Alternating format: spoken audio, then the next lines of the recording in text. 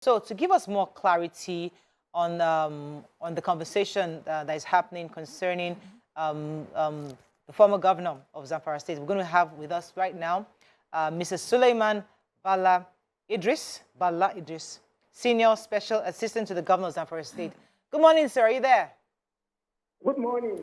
Thank you for having me. Yes, good to have you on the show. Please, could you give us a bit more clarity on this report that we're referencing today about the fact that the former governor allegedly looted the liaison office of all its properties?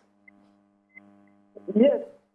First of all, before the issue of the liaison office in Abuja, there's the issue of official vehicles.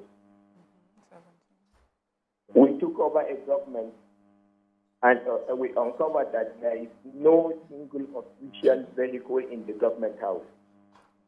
At the moment, the governor is using his personal car because there are no vehicles for the governor, for the office of the deputy governor, and any other office in the government house. The governor and his people took over all official vehicles from the government house.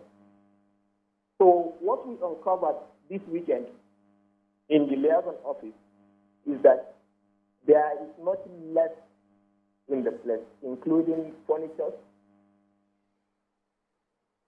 television sets, and other valuables. So the video, we did a video, right, and sent it to the press. Yes, okay. We did a video and sent it to the press. Right. So I have a question. Please, yes. do you have any picture or video of how this particular liaison office looked like before you took over? Is there any picture or video of the things that were inside that? Yes, there are pictures because the government used to receive the guests in the liaison office. Most of these ambassadors and other guests, the former governor used to receive them in the liaison office. Right. We had pictures and videos of them before and after of the liaison office. Okay. So for me now, you know, this is begging the question, like, how is handover done? Like, how are handovers done? What is the process?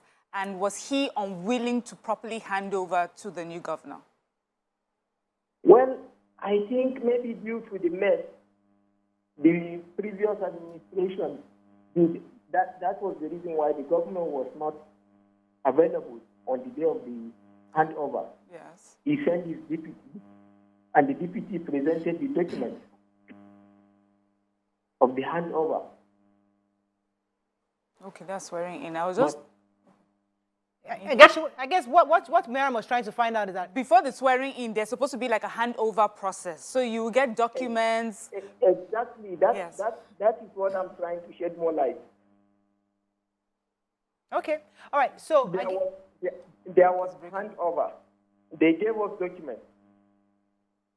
But it was from the document that we realized that funds were released for these vehicles, official vehicles. Government funds. Yes. Okay, I'm just... vehicles, well, I'm including armored vehicles. Okay. Hillocks for the security. And there is nothing. They looted everything. Okay, Mr. Idris, help me understand, because when a governor just leaves with 17 vehicles, is there some kind of a law that can be... that we can... Is there any existing law stopping this? Because I don't want to believe that he would just take it without some kind of repercussions. No, I don't think there is any law. I'm not a lawyer, but I know definitely what they did is wrong. Because purposely... There's something wrong with it. What he did, when he came, when he took over in 2019, the former governor, hello? We're having a bit of difficulty hearing you cutting properly. off. I think BC has a question for you. I wanted to ask, is there any way you can seek redress, or it will just be lamenting and then moving on to purchasing the furnitures you need? No. So we are taking necessary steps, measures, to see how we will be able to recover all these looted vehicles, and all the people responsible. Thank you very much. I have to let you go. We're having really trouble hearing you properly, but thank you so much for shedding a bit of light on that. I wanted to get a bit of clarity on what the plans are for this governor. Is he going to buy new furniture, or is he going to insist on demand? Yeah, but they say he says he's taking it. They're taking it further. They want to find a way to. Okay, because I didn't get that part. Yeah. But you know, with that, it may take much longer to just. But in the meantime, they need vehicles. They need chairs. They need the hair. But I wanted to just finish up what we're saying before we left. You mentioned your CEO when he came in, and how he decorated the whole place. Beautiful. Now, when he's leaving, he's going to uproot the flowers and go. No, that's the difference. So if you come in, I remember as a classroom teacher, you get a class, right? They provide you the basic materials. But we wanted to take it a notch higher. We want to get the very fancy cardboard. We want to do that. We use our personal funds to do it. Right. When you're leaving, I'm not going to be harassing the students to give me the ones I used for them. Or you can choose to put some decorative flowers in your class. Just make your class look beautiful. When you're leaving, you're leaving. It's goodwill. It's you supporting the system. But you can carry your flower with you if you choose to. You need a flower in your house. If you bring a receipt when you're bringing the flower, then you can carry it. There's a law for that. That's what I'm saying. There must be a system that, okay, I don't want to give this as donation to the government office because they did not pay me for that. I'm bringing my personal effects. You will record the personal effects you're bringing in. You would sign a paper.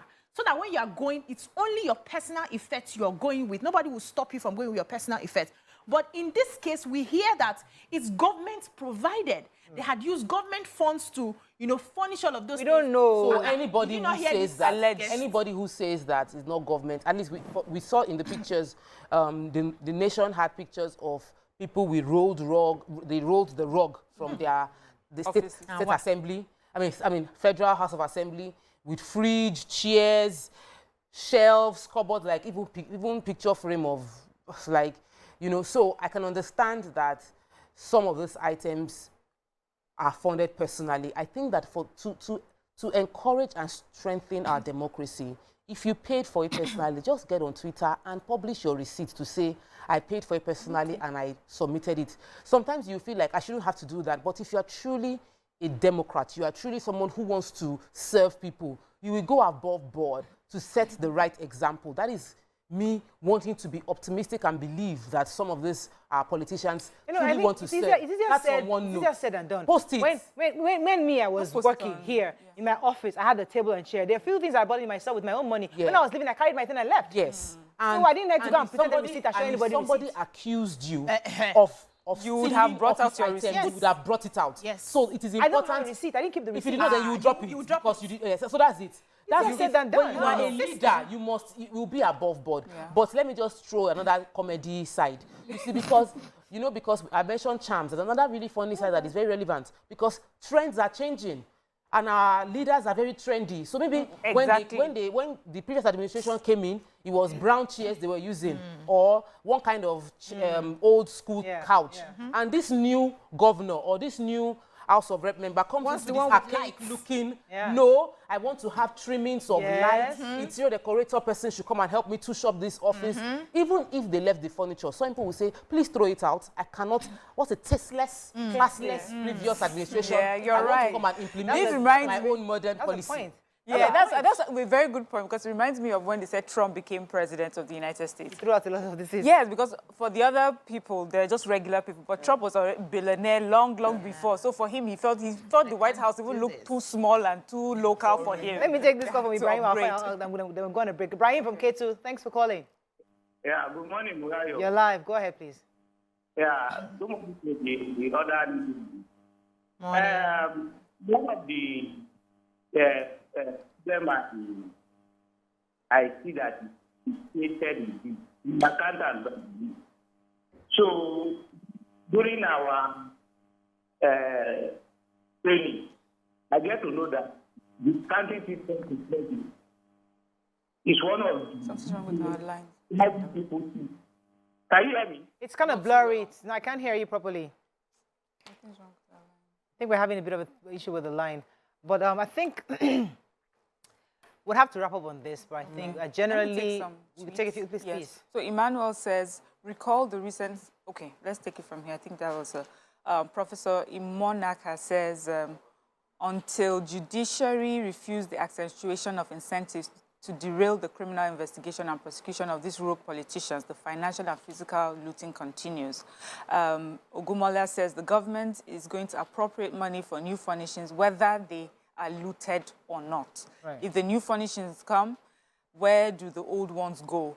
Miriam is right, this wastage of public funds should be deducted from their illegal pensions. And then Prof continues, says the reckless looting of furniture by politicians reverberates the justification of Nigerians, calling them political bandits. They do this with the collaboration of career criminals in the civil service who mastermind the criminality.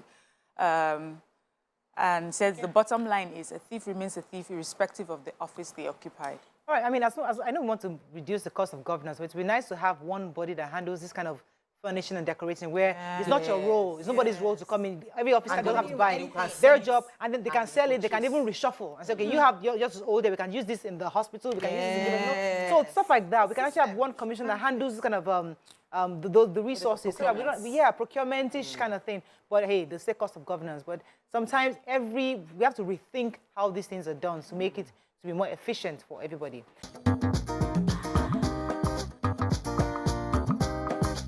Stay tuned. Your View will be right back.